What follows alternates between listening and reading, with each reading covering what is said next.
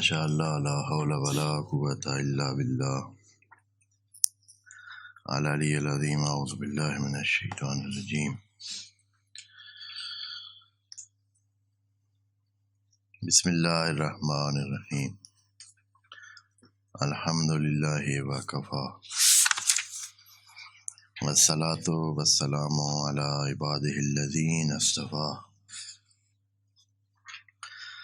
اما بعد فرب اشرح لی صدری ویسر لی امری واحلل عقدۃ من لسانی یفقہوا قولی وقل رب ادخلنی مدخل صدق واخرجنی مخرج صدق واجعل لی من لدنک سلطانا نصیرا بسم اللہ وباللہ وتوکلت علی اللہ قال اللہ تبارک و تعالی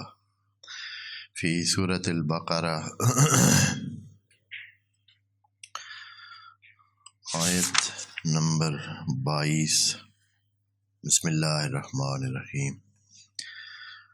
الذی جعل لکم الارض فراشا والسماء بناء وانزل من السماء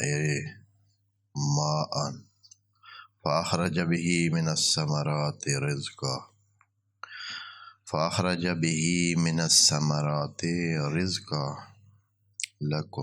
رزقا لکم فلا تجعلوا للہ اندادا وانتم تعلمون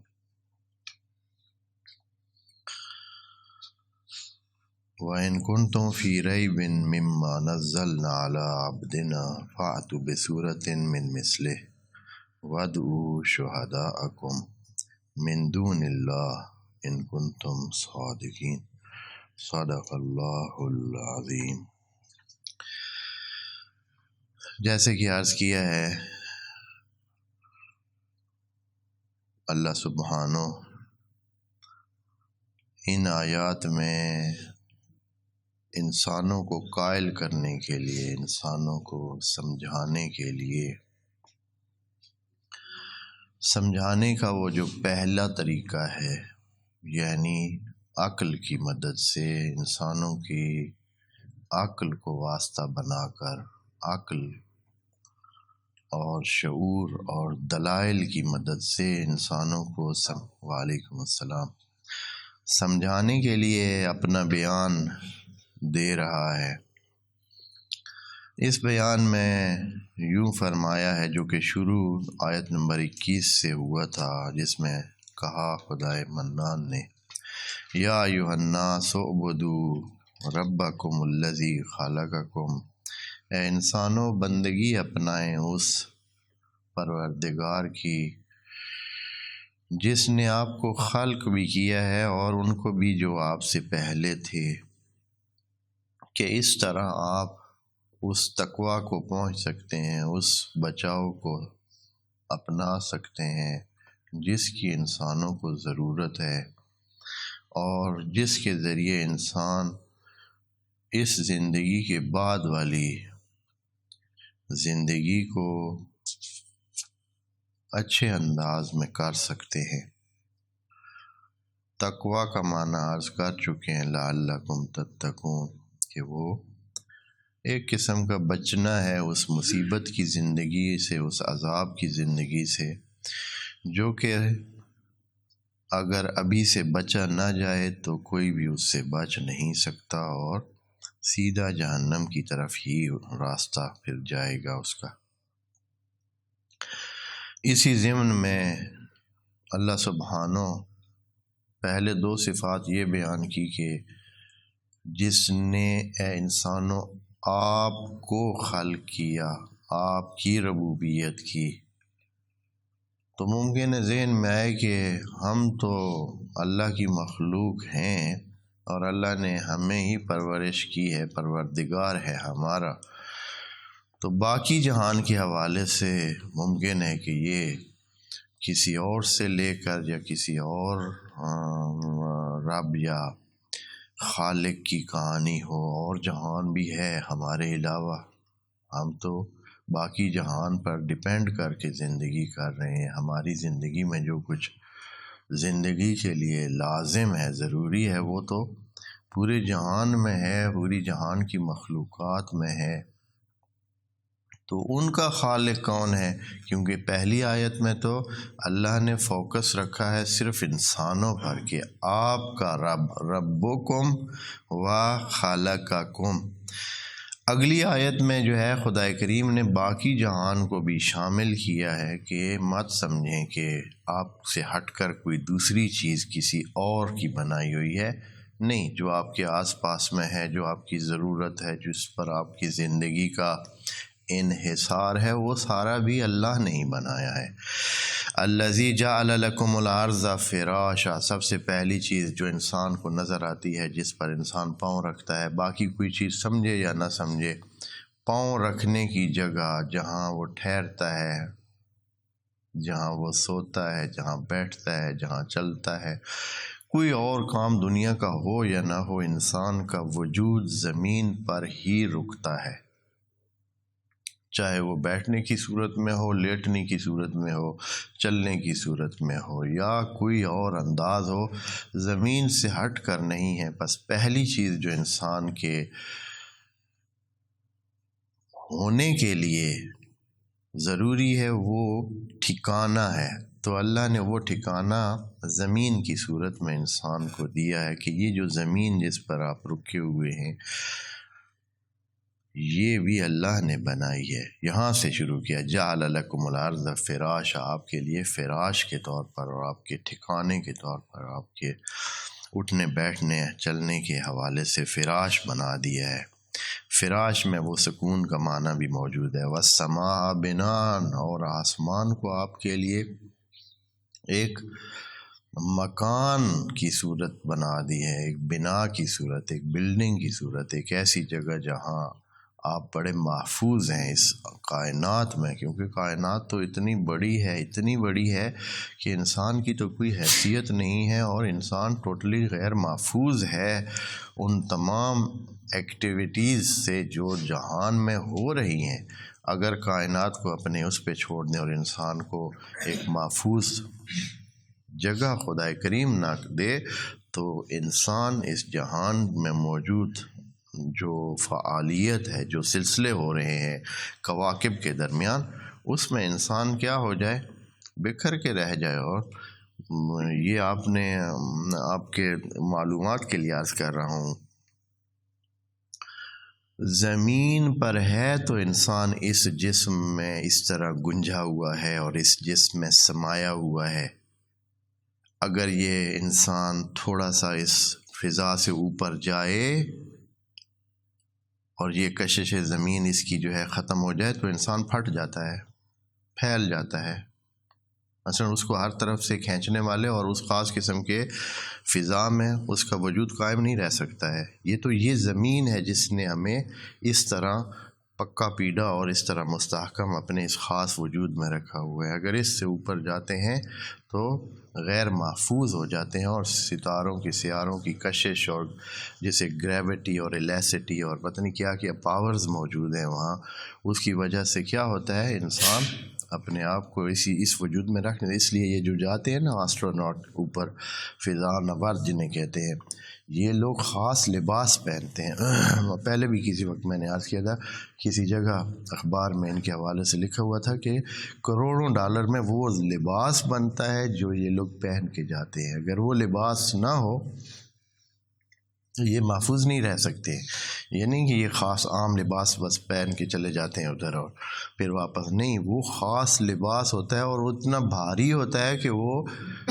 اس کے ساتھ چل پھر نہیں سکتے، ان کو ایسے اٹھا کے بعض اوقات ڈالنا پڑتا ہے، بھاری بھی ہوتا ہے اس میں، کیونکہ خاص مٹیریل استعمال ہوتا ہے جو اس ساری جو فضا میں موجود سلسلے ہیں ان سے ان کو کیا رکھتا ہے، محفوظ رکھتا ہے، اور بڑی تحقیق کے بعد اس لباس کو بنایا گیا ہے۔ ایسے نہیں ہے کہ بس ٹھیک ہے جی کوئی موٹا لباس بنا کے دے دیا گیا ہے، نہیں، وہ تمام ان لہروں اور شعاعوں اور مختلف قسم کے جو پاورز موجود ہیں، انرجی کے فیکٹر موجود ہیں اس میں، کائنات میں اور اس فضا میں، اس کے لیے وہ ریزسٹنٹ ہے، یعنی ان کے سامنے وہ مقاومت کرتا ہے اور ان کو انسان پر اثر نہیں کرنے دیتا، تب جو ہے تو خدا کریم فرما رہا ہے کہ وَالسَّمَاءَ بِنَاءً، ہم نے یہ بلندی پر آپ کے اوپر آسمان میں، آسمان سے مراد بلندی ہے، سما سے مراد، تو اس میں بنا اور ایک قسم کی مکانیت آپ کو دے رکھی ہے، آپ کو ممکن ہے نظر نہ بھی آئے۔ پھر اس کے علاوہ وَأَنزَلَ مِنَ السَّمَاءِ مَاءً، تیسری چیز جو کہ ہماری ضرورت ہے وہ ہے کہ ہماری زندگی وَجَعَلْنَا مِنَ الْمَاءِ كُلَّ شَيْءٍ، ہے ہر ذی حیات جو ہے وہ پانی پر ڈیپینڈ کرتا ہے، خدا کریم نے فرمایا ہے۔ تو ہماری زندگی کی اگلی ضرورت جو پہلی ضرورت ہے وہ فوراً کیا ہے؟ پانی ہے، تو وہ بھی فرمایا ہے کہ وَأَنزَلَ مِنَ السَّمَاءِ مَاءً، اور پھر یہ پانی صرف آپ کے پینے کے لیے نہیں ہے، بلکہ یہ جو آس پاس میں جو کچھ ہو رہا ہے یہ بھی بہت سارا پانی کے زور پر ہی ہو رہا ہے، اور پانی ہے تو زندگی ہے، پانی نہیں ہے تو زندگی بھی نہیں ہے۔ وَأَنزَلَ مِنَ السَّمَاءِ مَاءً فَأَخْرَجَ بِهِ مِنَ الثَّمَرَاتِ، اور پھر کیا کیا؟ اس کے ذریعے سے اللہ نے اخراج کیے، نکالے، زمین سے اگائے ثمرات، فرمایا من الثمرات، یہاں من بعضیہ ہوتی ہے تبعیضیہ، اور اس کا معنی قرآن میں اکثر من ہی تبعیض کے لیے استعمال ہوتا ہے۔ سارے ثمرات آپ کے لیے نہیں ہے رزق، ہاں یہ دیکھیں نا، من الثمرات رزقا لکم، ایسے ثمرات جو آپ کے لیے رزق ہیں۔ ثمرات تو بے حساب ہے، زمین سے پانی کے ذریعے اگنے والے بہت چیزیں ہیں، بہت چیزیں ہیں، کتنی چیزیں ہیں، اس میں سے جو آپ کے انسانوں کے لیے رزق ہیں وہ والی خدا کریم کہتے ہیں کہ اے انسانوں، کیونکہ فوکس انسانوں پر ہے، بہت ساری چیزیں ہیں جو انسانوں کے لیے نہیں ہیں، دوسری چیزوں کے لیے، ایک دوسرے کے لیے ہیں۔ مثلا بعض چیزیں جو انسانوں کے کھانے کی نہیں ہیں وہ حیوانات کے کھانے کی ہیں، یا دوسری ضروریات کے لیے ہیں، جو جہان کے چلانے کی ضرورت کے لیے وہ اگتی ہیں، ساری چیزیں انسانوں کے لیے نہیں، اس لیے یہاں من الثمرات کہا ہے۔ کچھ چیزیں ہیں جو آپ کے انسانوں کھانے کی اور کام کی ہیں، ساری چیزیں آپ کے کام کی نہیں ہیں۔ فَأَخْرَجَ بِهِ مِنَ الثَّمَرَاتِ رِزْقًا لَكُمْ، یہاں کہا ہے رزق لکم، بعض دوسری جگہ جہاں ذرا زیادہ پھیلا کر اس بات کو خدا کریم کہتا ہے تو پھر اس کے لیے وَلِأَنْعَامِكُمْ بھی کہتا ہے کہ نہ صرف آپ کے لیے بلکہ آپ کے چوپایوں کے لیے، آپ کے جو جانور ہیں جن کو جو آپ کی زندگی میں دخیل ہیں اور زندگی میں فائدہ مند اور سود مند ہیں، ان کو بھی زمین سے نکلے ہوئے اناج اور ان چیزوں سے فائدہ ہوتا ہے۔ اب خدا کریم یہ دو آیتوں میں انسان اور انسان کے ضروریات کو پورا کرنے کی ساری چیزیں بیان کرنے کے بعد ہے انسان تیری زندگی کو ہم نے بنایا، زندگی دی، اور پھر زندگی کو چلانے کے لیے سارے سلسلے پیدا کرنے کے بعد خدا کریم انسان سے کیا چاہ رہا ہے؟ چاہتا وہ یہ ہے کہ اے انسان تو سمجھ کہ یہ سارا جو کیا ہم نے ہے تو پھر مان بھی صرف ہمیں، دوسروں کی طرف مت جا، یا کسی اور کو تو مت خیال کر کے کسی اور کا بھی دخل ہے، بس جو اس میں دخل ہے، جو اس کا بنانے والا ہے وہ صرف اور صرف ذات الہ ہے، اللہ سبحانہ کی ذات ہے۔ فَلَا تَجْعَلُوا لِلَّهِ أَنْدَادًا، اے انسانوں جب آپ سمجھ چکے ہیں، جب آپ کو دکھ رہا ہے، آپ تھوڑی سی اور بھی تحقیق کر لیں، اگر بھی آپ کو سمجھ نہیں آئی ہے، یا ابھی بھی آپ کو شک و گمان ہے کہ ممکن ہے کوئی اور بھی ہو جو اس جہان میں کار گزار ہو اور کچھ کام کرنے کی صلاحیت رکھتا ہو، تو آپ اس کو ڈھونڈ لیں، اس کے پیچھے جائیں، اس کو پا لیں، لیکن آپ ڈھونڈیں آپ کو ملے گا کوئی نہیں سوائے اس ایک ذات کے۔ جب ہے ہی ایک ذات بنانے والی، چلانے والی، تو پھر فَلَا تَجْعَلُوا لِلَّهِ أَنْدَادًا، پھر اللہ کے ند مت بنائیں، ند یعنی جو مقابل میں ہو، جو اس کے ساتھ ہو، یعنی اللہ بھی ہے اور ساتھ وہ بھی ہے۔ فَلَا تَجْعَلُوا، ویسے تو کوئی نہیں انسان ایسے کوئی کہتا ممکن ہے نہیں ہے، لیکن عملاً کیا کرتے ہیں، ادھر جاتے ہیں ادھر جاتے ہیں، یہ مسئلہ بھائی ہمارا وہ حل کرے گا، یہ مسئلہ ہمارا وہ حل کرے گا، یہ چیز ہماری اس وجہ سے ہو رہی ہے، وہ چیز ہماری اس وجہ سے ہو رہی ہے۔ تو یہ جو ند بناتے ہیں نا انسان، دوسروں کو اللہ سے ہٹ کر کسی اور چیز کو بناتے ہیں کہ وہ بھی کچھ داخل ہیں، تو خدائے منان فرما رہا ہے کہ فلا تجعلوا، جب یہ صورت یہ فا لگا دیا ہے نا، فلا کا مطلب ہے جب آپ سمجھ گئے ہیں کہ آپ کو بھی اس نے بنایا ہے، آپ کی ضروریات کو بھی اس نے بنایا ہے، آپ کی زندگی کو وہ وہی چلا رہا ہے، تو پھر آپ اللہ کے ساتھ کسی اور کو ند نہ بنائیں، یعنی شریک نہ بنائیں، کسی اور کو ماننے کی طرف نہ جائیں کہ وہ بھی ہے۔ وَأَنْتُمْ تَعْلَمُونَ، اور در حالی کہ آپ جانتے ہیں کہ اللہ سے ہٹ کر کوئی اور کسی طرح بھی کارگر نہیں ہے، اس کا کوئی کام نہیں ہے، سب کے سب مخلوق خدا ہیں، سب کے سب محتاج ہیں، فقیر ہیں، اور جو غنی ہے بس وہ اس کی ذات ہے، اسی کو ہی ماننا چاہیے، اسی کی بندگی کرنی چاہیے۔ اب اس میں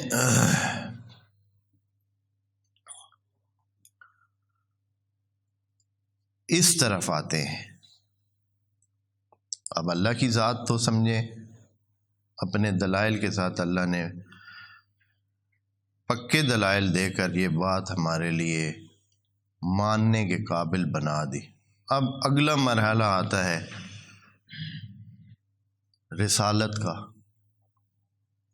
اللہ کو مان لیا تو پھر رسول کو مانے۔ وعلیکم السلام۔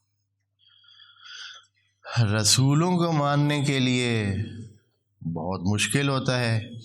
اس لیے کہ اللہ کا ڈائریکٹ ہمارے ساتھ رابطہ نہیں ہے، ہم اللہ سے ڈائریکٹ مکالمہ کر نہیں سکتے ہیں، دیکھ نہیں سکتے ہیں، عقل کے زور پہ ساری کہانی چلتی ہے۔ اب کوئی بندہ آ کر اپنے رسول ہونے کا دعویٰ کرے تو ہم کیسے مانیں اسے؟ کوئی کہے کہ میں اللہ کا نمائندہ ہوں، یہاں سے ایک نئی بات پھر شروع ہو جاتی ہے، اب اس کے لیے کیا کیا جائے؟ اللہ ممکن ہے کوئی تو کہتا ہے کہ رسول ہم نے بھیجے ہیں، چلیں ٹھیک ہے، لیکن ہم ان کو کیسے پہچانیں؟ بہت بڑا مسئلہ ہے، اور یہی مسئلہ ہے جس کی وجہ سے ابھی کتنے دین مختلف ہو چکے ہیں۔ وجہ یہ ہے کہ رسولوں کو پہچاننے کے لیے جو چیز آتی ہے وہ عقل کے زور سے سمجھی جا سکتی ہے، اور کئی بندے عقل کے زور کی طرف جاتے نہیں ہیں، عقل کو استعمال کرنے کی طرف جاتے نہیں ہیں، یا یہ ہے کہ شعور کی سطح ہی اتنی کم ہوتی ہے کہ ان کے پاس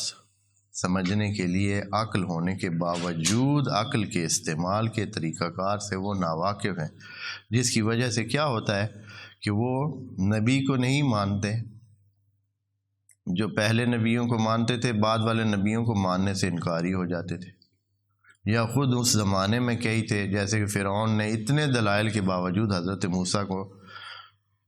نہ مانا، حالانکہ وہ لوگ ٹھیک ٹھاک عقل مند انسان تھے اور سمجھنے والے اور دنیا دار انسان تھے، مانا نہیں ہے انہوں نے، جھٹلاتے ہی تھے کہ نہیں بھائی آپ کدھر سے ہوئے، ہاں جی نبی کس رب کی آپ بات کر رہے ہیں، وہ تو خدا کو بھی نہیں مانتا تھا، پھر موسیٰ کو کیسے مانتا؟ تو اب خدا کریم یہ جو ہے نا کہہ رہے کہ ہم آپ کو طریقہ کار بتاتے ہیں۔ یہ جو آیت نمبر 23 ہے یہ نبیوں کو پہچاننے کا طریقہ کار ہے، اور یہ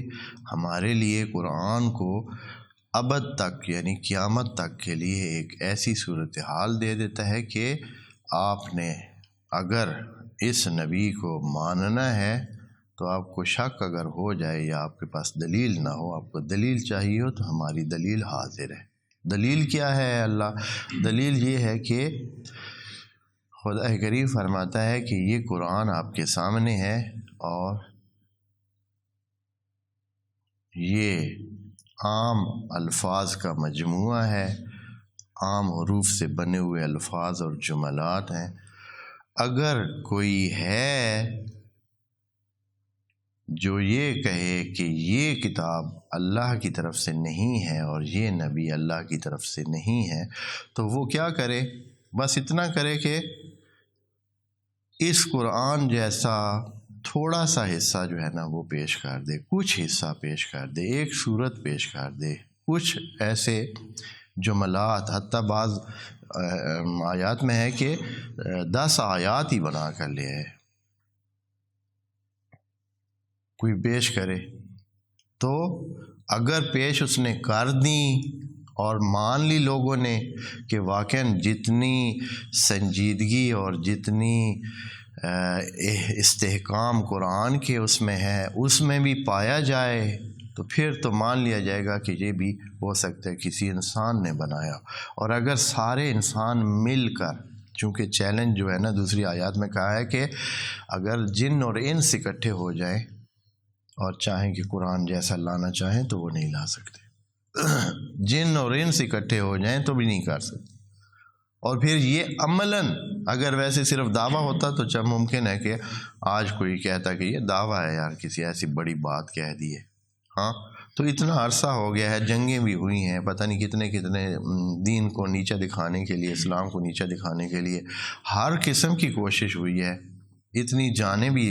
دونوں طرف سے لے لی گئی ہیں، لیکن تھوڑی سی زحمت کسی نے یہ نہیں کی کہ کیا کرے، قرآن کے جیسا کوئی ایک صورت ہی پیش کر دیتے اور مسئلے کو کیا کر دیتے، ادھر ہی ختم کر دیتے۔ تو اب اس میں 2 صورتیں ہیں، چاہے اس وجہ سے کہ کسی میں یہ قابلیت نہیں ہے کہ قرآن کے جیسے کلام پیش کر سکے، تب بھی خدا کا معجزہ ثابت ہے کہ کوئی نہیں کر سکتا ہے، یہ ایسا کلام ہے کہ اس جیسا کلام کوئی پیش نہیں کر سکتا ہے۔ البتہ بتائیں گے وہ کلام کی کچھ تھوڑا سا، ابھی آج نہیں اگلے اس میں انشاءاللہ عرض کریں گے اگر آ گیا ذہن میں انشاءاللہ۔ تو یا اس وجہ سے کہ کسی کے پاس اتنی صلاحیت نہیں ہے انسان کے پاس اور جن کے پاس کہ اس جیسا بنا، یا یہ ہے کہ خدا کریم نے اپنی تکوینی حکمت سے اس قسم کے کام کرنے کو کیا کیا ہوا ہے، روک رکھا ہے۔ ممکن ہے کہ وہ کرنا چاہے بھی تو اللہ نے اس کا راستہ کیا کر رکھا ہے، روک رکھا ہے، کوئی کر ہی نہیں سکتا ہے۔ تو دونوں صورتوں میں اللہ کی جو قدرت ہے، طاقت ہے، وہ ثابت ہو جاتی ہے اور انسان کا عاجز ہونا ثابت ہو جاتا ہے۔ معجزہ بھی وہی ہوتا ہے کہ کیا کرتا ہے، وہ باقی انسانوں کو اس سے کیا کرتا ہے، عاجز بناتا ہے، یعنی باقی عاجز ہیں، اللہ وہ کام کر کے دکھاتا ہے۔ اس آیت کا ترجمہ آج عرض کرتا ہوں، تفصیل انشاءاللہ اگلے اس میں عرض کریں گے۔ وَإِن كُنتُم فِي رَيْبٍ، اے انسانوں آپ جو رسول کا سامنا کر رہے ہیں اور رسول آپ کو بلا رہے ہیں اللہ کی طرف، اور آپ لوگ شک میں ہیں یا آپ کے ذہن میں یہ بات آتی ہے کہ پتہ نہیں رسول کہہ تو رہا ہے کہ یہ نمائندہ ہے اللہ کا اور اللہ کا رسول ہے اور اللہ کی طرف سے بھیجا ہوا ہے، پتہ نہیں یہ بات سچ ہے یا نہیں ہے، تو اگر کسی کو یہ شک جاتا ہے، گمان جاتا ہے، تو کیا کرے، وَإِن كُنتُم فِي رَيْبٍ مِّمَّا نَزَّلْنَا عَلَىٰ عَبْدِنَا، جو ہم نے نازل کیا ہے اپنے عبد پر، اگر اس حوالے سے آپ کسی گمان، شک، ظن کا شکار ہیں، آپ کو کوئی ایسے ذہن میں تردد جاتا ہے، تردید جاتی ہے اور تشویق جاتی ہے کہ ہو سکتا ہے کہ اپنی طرف سے کلام پیش کر کے بندہ اللہ کا نمائندہ بننا چاہ رہا ہو اور ہم پہ حکومت کرنا چاہ رہا ہو اور ہمیں اپنا پیروکار بنانا چاہتا ہو، کہ جہان میں ایسے ہوتے بھی ہیں، کئی لوگ چاہتے ہیں کہ دوسرے ان کے پیچھے چلیں، تو اگر آپ کو یہ شک ہے تو آپ کے لیے آسان ہے، وہ یہ ہے کہ آپ کیا کریں، قرآن کے جیسا ایک تھوڑا سا کچھ قرآن آپ پیش کر دیں، پتہ چل جائے گا کہ آپ یہ کام کر سکتے ہیں یا نہیں، یا یہ اس بندے کا کام ہے یا نہیں، کیونکہ یہ بھی آپ میں ہی رہتا ہے، آپ جیسا ہے، آپ کی کلام بولتا ہے اور آپ کے ساتھ رہا ہے، اور کوئی باہر سے کہیں سے کوئی پڑھ کے یا کسی اور جگہ سے کچھ ایسا سیکھ کر تو آیا ہوا نہیں ہے، یہی آپ کے ساتھ رہنے اٹھنے بیٹھنے والا انسان ہے جو یہ قرآن پیش کر رہا ہے۔ اگر آپ بھی یہ قسم کا قرآن پیش کر سکتے ہیں تو پھر تو اس کو جھوٹا آپ کہہ سکتے ہیں، لیکن یہ ہے کہ اگر آپ یہ کام نہ کر سکے تو پھر مان جائیں کہ یہ عام انسان نہیں ہے، یہ سچ مچ کا اللہ کی طرف سے آیا ہوا نبی ہے، اللہ کی طرف سے آیا ہوا رسول ہے۔ وَإِن كُنتُمْ، اے انسانوں اپنے عقل کی طرف رجوع کرے، وَإِن كُنتُمْ فِي رَيْبٍ، حق بنتا ہے، کوئی مسئلہ نہیں ہے، اگر آپ کو حق بنتا ہے کہ آپ شک کریں، آپ اس طرح کا گمان کریں، کوئی مسئلہ نہیں ہے، سوچنے کے لیے کوئی حرج نہیں ہے کہ انسان کیا کرے، سوال کرے، پوچھے، اپنی تسلی کرنے کے لیے اگر کوئی اس کو ہے۔ تو اگر آپ کو کوئی اس قسم کا ریب ذہن میں جاتا ہے، مما، اس سے جو نزلنا علی عبدنا، جو ہم نے اپنے عبد پر نازل کیا ہے، فاتوا بسورۃ من مثلہ، پھر آپ کیا کریں، ایک صورت ہی اس جیسی بنا لیں۔ اب آپ جانتے ہیں کہ یہ جو صورت بقرہ ہے یہ نازل ہوئی ہے مدینہ میں، اور یہ بہت لمبی صورت ہے، لیکن جو سور مکہ میں نازل ہوئی ہیں، جو کہ ہم پہلے بہت ساری سور پیش کر چکے ہیں ان کی تشریح، تو وہ ساری کی ساری صورتیں کب نازل ہوتی؟ مکہ میں نازل ہوئی، اور مکہ میں نازل ہونے والی سور کتنی تھیں؟ 4 جملے، 5 جملے، 6 آیات، 7 آیات، بس اتنی چھوٹی چھوٹی۔ تو اللہ نے یہ نہیں کہا کہ آپ سورہ بقرہ پیش کریں، بلکہ کیا ہے، من سورتن، فاتو، پس لے آئے، بسورت من مثلہ، ایک صورت بھی لے آئے، نکرہ کہہ دیا، کوئی بھی صورت آپ لے آئے۔ صورت کے بارے میں بھی عرض کریں گے، سور یہ جو شہر کے آس پاس والی دیوار ہوتی ہے نا، اس کو کہتے ہیں سور البلد۔ تو یہ صورت کیونکہ اس کا ایک ڈھانچہ ہوتا ہے اور اس کا ایک فکس سلسلہ ہوتا ہے جو آغاز ہوتا ہے اور پھر اس کا اختتام ہوتا ہے، اور ایک قسم کا اس کے گرد ایک دائرہ ہوتا ہے، ایک حد ہوتی ہے صورت کی، اس کی آیات کی اور اس کے معانی کی۔ تو اس لیے ہر اس خاص فصل کو کیا کہتے ہیں، ایک صورت، ایک صورت، جس کو بعض اوقات انگریزی میں چیپٹر کے طور پر بھی کرتے ہیں ترجمہ، اور اس طرح۔ بہرحال تو لے آئے ایک صورت، یعنی ایک فکس چیز جس میں بہت خاص طریقے سے معانی رکھے گئے ہوں، الفاظ کی صورت میں اور بیان کیے گئے ہوں، اور اس میں کوئی اختلاف بھی نہ ہو، آگے پیچھے کو جوڑا جائے تو کوئی اس میں مشکل پیش نہ آئے۔ فَاتُوا بِسُورَةٍ مِّن مِّثْلِهِ، من مثل بھی اس لیے کہا ہے کہ آپ سارے قرآن کے ہر حوالے سے مثل لا ہی نہیں سکتے، من مثل کچھ حوالوں سے لیں۔ قرآن کا اعجاز 20 حوالوں سے ہے، قرآن کا اعجاز صرف کلام عرب کے حوالے سے نہیں ہے کہ یہ عربی کا کلام ہے، اور انشاءاللہ آگے عرض کریں گے جب یہ وَدْعُوا شُهَدَاءَکُمْ اگلے جو جملہ ہے اس تک پہنچیں گے تو عرض کریں گے کہ یہ کیا ہے۔ تو یہ صرف ایک حوالے سے نہیں ہے کہ بس عربی کا کوئی کلام لے آؤ، اس میں 20 حوالے ہیں۔ ان تمام حوالوں سے دیکھ کر جب آدمی دیکھتا ہے تو پتہ چلتا ہے کہ بھائی واہ، یہ کیا چیز ہے، اتنی جامع اور اتنی مدلل کتاب، اور اس میں بھی کوئی آج تک خرابی اور نقص اور کسی حوالے سے، سائنسی حوالے سے بھی کوئی غلطی نہیں ہوئی ہے، کوئی اجتماعی ہو۔ ابھی جو یونیورسٹی میں بہت سارے مضامین پڑھائے جاتے ہیں، جتنے بھی مضامین ہیں، چاہے ہیومینٹیز کے ہیں یا سائنس کے مضامین، جتنے بھی مضامین ہیں، ہر علم کے حوالے سے قرآن میں فیکٹ بیان کیے گئے ہیں جو ناقابل تردید ہیں، چاہے وہ معاشرتی علوم ہو، چاہے جغرافی علوم ہو، چاہے وہ آسمانی باتیں ہوں یا زمینی باتیں ہوں، یا ہیومینٹی کے جو مضمون ہے، چاہے ادب کے حوالے سے ہو، چاہے زبان کے حوالے سے ہو، چاہے وہ آپ یوں سمجھ لیں مثلا ریاضیات کی فرض کریں، اگر کہیں قرآن میں بات ہوئی ہے تو بالکل ایسی ہے کہ آج تک اس کو ادھر ادھر کوئی نہیں کر سکتا ہے،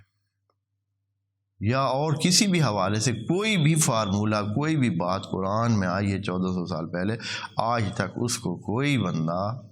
یعنی کوئی اس میں سے غلط نہیں نکلی۔ انسانوں کی باتیں غلط نکلتی رہتی ہیں. پہلے انسان اور طرح سوچتے تھے، لیکن قرآن نے وہی باتیں 1400 سال پہلے بتا دی ہیں. آج انسان ان تک پہنچتا ہے. ابھی مثال میں ایک چھوٹی سی مثال اس بارے میں بتاتا جاتا ہوں. اس وقت یہ سب کا خیال تھا کہ سورج ہے جو زمین کے گرد گھوم رہا ہے. سورج صبح ادھر سے آتا تھا، شام کو ادھر نیچے ہو جاتا تھا. سب کا خیال یہی تھا کہ کیا ہے، سورج ہے جو پھر رہا ہے اور زمین کیا ہے، ایک جگہ قائم ہے. اسی وقت قرآن نے آ کر یہ بتایا تھا کہ نہیں، زمین جو ہے وہ بلکہ ہر فلک گھوم رہا ہے، ہر چیز گھوم رہی ہے. زمین بھی گھوم رہی ہے، سورج بھی گھوم رہا ہے، اور زمین ہے جو سورج کے ارد گھوم رہی ہے. سورج زمین کے گرد نہیں گھوم رہا، زمین ہے جو سورج کے گرد گھوم رہی ہے. اور آج ثابت ہو گیا ہے کہ یہ زمین ہی ہے جو سورج کے گرد گھوم رہی ہے. یہ ہم سمجھتے ہیں کہ سورج ادھر سے آدھا ادھر، نہیں، حقیقت میں ہماری زمین سورج کے ایسے پھر کے ایسے ہوتی ہے، ایسے ہو جاتا ہے. اس کا نتیجہ یہ ہوتا ہے کہ جو حصہ ہمارا سورج کے سامنے آتا ہے وہ دن ہوتا ہے، اور جو حصہ ہمارا سورج سے ہٹ جاتا ہے، زمین کی دوسری سائڈ پہ ہم آ جاتے ہیں، تو وہ کیا ہو جاتا ہے، وہ رات بن جاتی ہے. ہمیں یوں لگتا ہے کہ سورج ہمارے اوپر سے جو ہے نا وہ گزر کے ادھر چلا گیا. ایسا نہیں ہے، بلکہ زمین جو ہے وہ خود بھی گھوم رہی ہے اور سورج کے گرد بھی وہ گھومتی ہے. 24 گھنٹے میں ایک چکر لگاتی ہے، اور 365 دن اس کو لگتے ہیں پورا چکر لگاتے ہوئے. اپنے گرد وہ 24 گھنٹے میں گھوم جاتی ہے، اور سورج کا پورا دائرے کو چکر لگاتے ہوئے اس کو کتنا ٹائم لگتا ہے، 365 دن لگ جاتے ہیں. اور اس طرح 365 دن بن جاتے ہیں، اور کیا بن جاتے ہیں ادھر. بہرحال یہ تھوڑا سا تو یہ بات ادھر قرآن نے بتا دی. بس یہ جو ہے نا قرآن اس طرح نہیں ہے کہ بس صرف ہم کہیں کہ عربی کے لحاظ سے ایک اچھا کلام ہے. نہیں، اس میں 20 زاویے ہیں جن کی وجہ سے یہ کلام معجز ہے اور اعجاز ہے اس میں. اور اسی وجہ سے خدا کریم کہہ رہا ہے کہ فَأْتُوا بِسُورَةٍ مِّن مِثْلِهِ. آگے وَدْعُوا شُهَدَاءَكُمْ انشاءاللہ عرض کریں گے. والسلام علیکم ورحمۃ اللہ وبرکاتہ.